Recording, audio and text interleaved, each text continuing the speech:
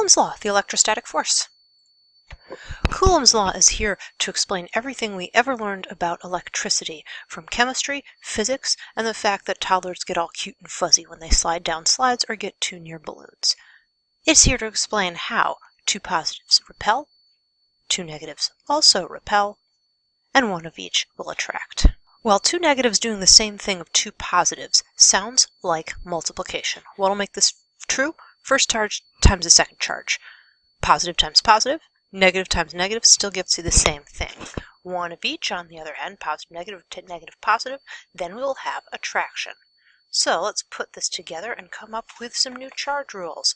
Positive force means repulsion, negative force means attraction, and we now have a formula for attract and repel. Next up, we talked about proximity, and we found in lab that the closer you get, the more force you feel. Move twice as far back, you don't get half as much effect, you get practically no effect at all. That's boring, let's do something else. Closer, stronger. That sounds like radial distance, like we talked about with Newton's law of universal gravitation. Measured from center of mass to center of mass. Why? Because all physics goes through the center of mass. Why else? Because this sounds very much like an inverse law, specifically an inverse square law. Go twice as far away, you won't just feel half as much force. 2r squared is, well, 4r squared, you will feel only a quarter of the force. Now let's take a look at this denominator. This happy toddler's hair is touching the balloon she's playing with. Now, what's the distance between that hair and the surface of the balloon? Got a number? Obvious? Good. Plug it into the denominator and see what you get. If you got error, divide by cucumber, please reinstall universe and reboot, then you're going about it the right way. That's why we have to measure from center of mass to center of mass, not from edge to edge. Otherwise, we're going to be dividing by 0 every time something touches something else. Now, what about the units? Let's see, we got coulombs times more coulombs divided by meters squared. That does not look like any Newton I have ever seen. Somewhere in here we need a constant to put the units right.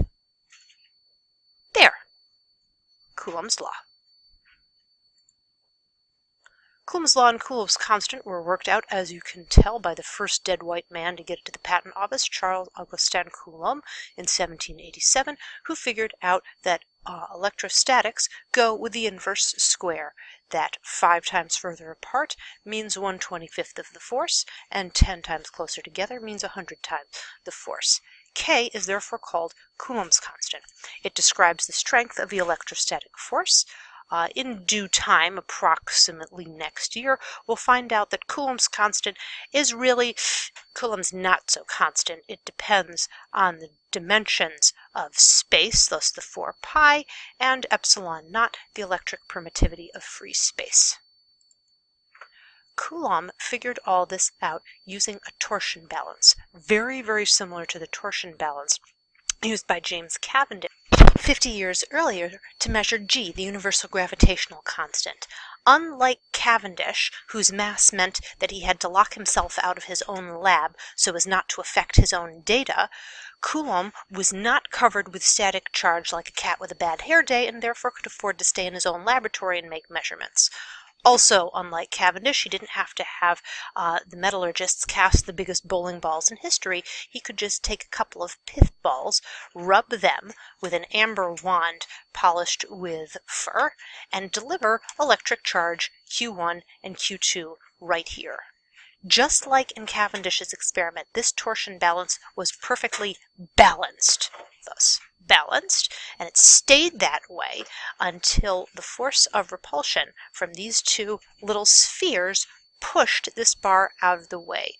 Coulomb could see the angle to which it was eventually pushed. He could measure the time it took to swing to that angle. Knowing that it started from rest, knowing the angle and knowing the time, he could solve for the angular acceleration. Knowing the angular acceleration and knowing there's a 2/5 mr squared, there's a 2/5 mr squared, and in between them is a nice rod about its center that's 1/12 ml squared. He knows the moment of inertia because this shape is built of regular shapes, any of which can be looked up in a chart. If he knows the moment of inertia and he knows the angle of acceleration, he can find the torque.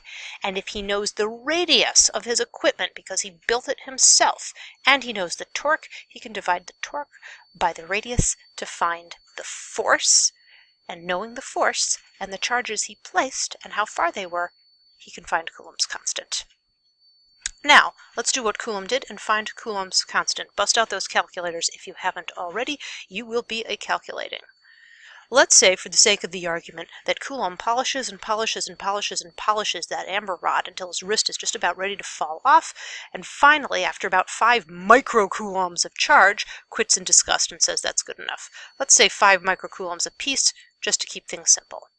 The distance in between those two pith balls is 10 centimeters apart. Write that down and plug it in the appropriate place in your formula. Ready? Sure? Is there anything else you need to know before proceeding? If you're happy, press play and do your calculations. If for some reason you don't think you're ready to do your calculations, consider what information you would like to email me about. Just kidding. Here it is. R is measured from center of mass to center of mass. This distance between those spheres does us absolutely no good whatsoever because we need the full Monty from here to here.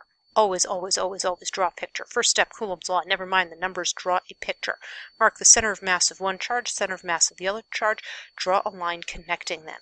If you're lucky, these are going to be point charges, aka electrons with delusions of grandeur. They have no width. You won't need to worry about the radius because they're microscopic. However, if it's any kind of apparatus you're working on, you won't have that advantage. Radius is 2 centimeters apiece. Now, on your diagram, proofreading all the way, calculate RCM. Got it? Is it in the appropriate units? Can we use these? Yeah, I thought not. Convert your units. When you have RCM, please note that Coulomb calculated a force of about 11.47 newtons, which is bully for him because Cavendish was stuck with something pathetic in the micronewtons and he had to leave his experiment on for a week. Solve for K. Coulomb's constant. Press pause, do your work. Press play when you're ready to check your work. Coulomb's constant, as we said, is actually Coulomb's not-so-constant. It is 1 over 4 pi epsilon naught, and it depends on a critical assumption. The critical assumption is that we are doing this experiment in a vacuum, thus electric permittivity of free space. If we're not doing this experiment in a vacuum because we're engineers or material scientists working on solid-state physics, on semiconductor physics, on any kind of hardware that doesn't have a vacuum inside it and it's full of carefully constructed dielectric foam, this number will no longer be 8.85 times 10 to the negative 12 fermis per meter. It will be something else, preferably something we've engineered ourselves and we're happy with. In high school lab, I don't propose to be filling the classroom with dielectric foam. I propose to leave the air where it is. To 3 significant figures, air will behave with the same electric permittivity as a vacuum. Plug in this number, check your denominators. If you're getting 1 over 4 pi epsilon naught for your Coulomb's constant, then your math is correct. If you're getting gibberish and you're not getting a huge number times 10 to the 9th, now let's check those units. Newton meter squared per Coulomb squared. Then check your metric prefixes. If you haven't memorized them now, if you've forgotten them, now's the night to rememorize them. You'll be using them every day and you'll soon see why. When you're typing in times 10 to the on your calculator, are you using the double capital E button? Do not use anything in the character of times, of 1 0, of caret, just the capital E. Make sure you've got your metric conversion solid. Oh, and don't forget the square. Coulomb's constant, 1 over 4 pi epsilon naught, describes the behavior of electricity in space. We can compare it to G, the universal gravitational constant, to see why the electrostatic force is so many billions of times stronger. Once you've calculated this number, you can use it for the rest of your physics career, at least assuming you don't move to another universe. Now, let's use it. Question. We've had knocking around since the first day. Just how big is a Coulomb anyway? I propose to use Coulombs Law to figure out how big a Coulomb is and why Coulomb could only get about 5 microcoulombs before quitting. Here are 2 paper clips. They're hanging nearby. Coulomb, or one of his successors, has put charge on them. Paperclip on the left, 4.16 coulombs. Paperclip on the right, negative 3.12 coulombs. These paperclips are going to track like anybody's business. We're going to hang them a good foot apart, 35 centimeters. Watch those units. Press pause and find, if you please, the force on these 2 paper clips. Got your force? Is it insane? Is it so insanely big we've run out of metric prefixes and powers of 10?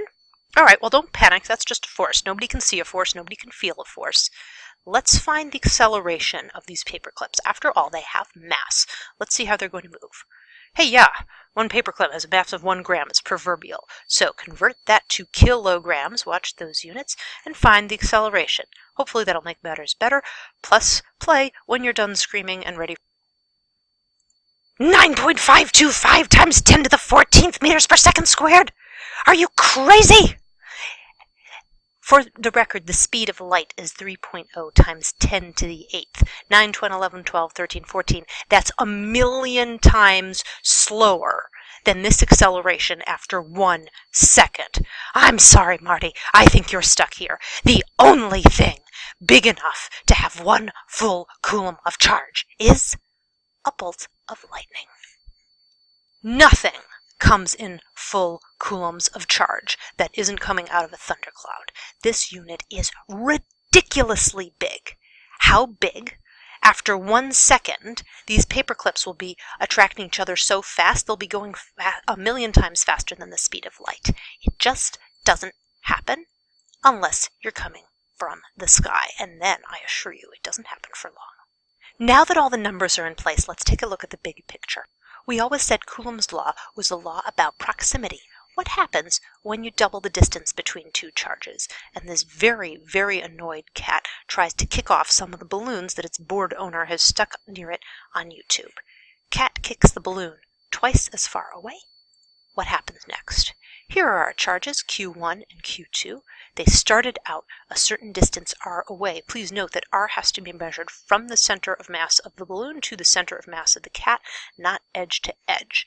Double that distance, it's going to be considerably more than doubling the surface to surface distance. When you've succeeded in doing that, what's going to happen to the force? Press pause, think about it, press play. First and foremost, that force is going to decrease. It's going to be decreased by a lot. Let's take a look. Here's the original force. Here is the new force when the second charge is twice as far away. 2r squared, as we said, is 4. Inverse square law says you are going to be feeling 4 times less force, and that explains why we didn't get much of an effect in lab when we moved further away. Keep those big trends in mind as we now go pro to dissect all the numbers. Coulomb's law, a to-do list. First and foremost, ditch the formula. Answer the easy questions first. Attract or repel. We want the force on Q1, so this one is positive, this one's negative, they are going to attract. This one's positive, this one's positive, they're going to repel. Now, this way and that way are all well and good. Deal with the directions. Put a big star right on Q1. The temptation will be overwhelming to say that Q2 moves this way. If it does, I don't care. If they are attracting, Q1 is going to move that way. Draw it out. You'll be glad you did. What about Q3? Q3 is down here. Oh, I don't care that Q3 is down here because Q1 is going to move that way. If you drew it down here, erase it, put it over here. Q1 is going to move this way. You'll be glad you wrote it down when you have to deal with the direction. Direction is usually given in the problem. If it's given over here, find this angle, find that angle. Remember, we measure all angles from the x-axis. You'll need it for the trig in a minute. Find it first. When you've found it, then, and only then, when you're happy that this way is repel and this way is attract, then bother with the numbers. Look at that absolute value. Ditch the negative. Never use it again. Q2 is a negative charge. No one cares. Don't use the negative. The negative means direction, and that direction has already been taken care of in this arrow. You did it pictorially. Don't do it twice, or you'll have a double negative, and you'll end up having attraction be this way, which it isn't. Just use the numbers. K, Q1, Q2 over r squared. Only the positives. There's your force. Now, force is in a given direction.